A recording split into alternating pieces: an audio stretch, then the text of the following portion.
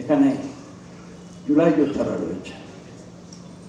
আমরা হয়তো জুলাই যোদ্ধা হতে পারিনি, কিন্তু এইটুকু বলতে পারি জুলাই যোদ্ধার যে আদর্শ, যে সংগ্রাম, সেটা কিন্তু আমরা বুকে ধারণ করেছি এবং দীর্ঘ 17 বছর আমরা জুলুম, অত্যাচার, নির্যাতন সহ্য করেছি।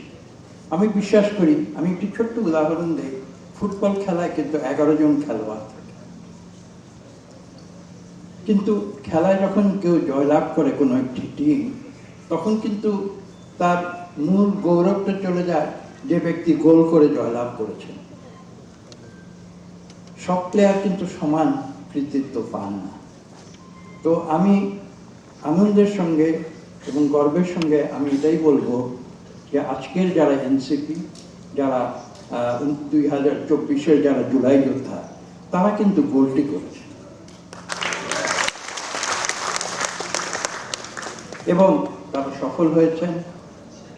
তারা জীবন বাজি করে যুদ্ধ করেছেন, আমরাও জীবন বাজি করে যুদ্ধ করেছি।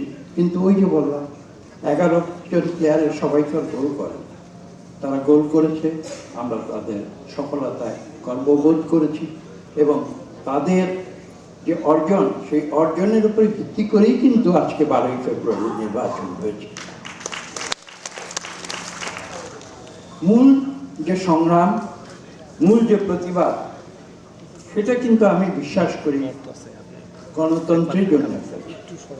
একটু আগে একজন বক্তা বলেছেন এই যে কথা বলার স্বাধীনতা, আজকে যে এখানে আমরা এসে কথা বলছি, আজকে থেকে কয়েক বছর আগে কিন্তু সেটা সম্ভব ছিল না, অথবা যারা কথা বলতো তাদেরকে তার প্রতিফল ভোগ করতে হতো।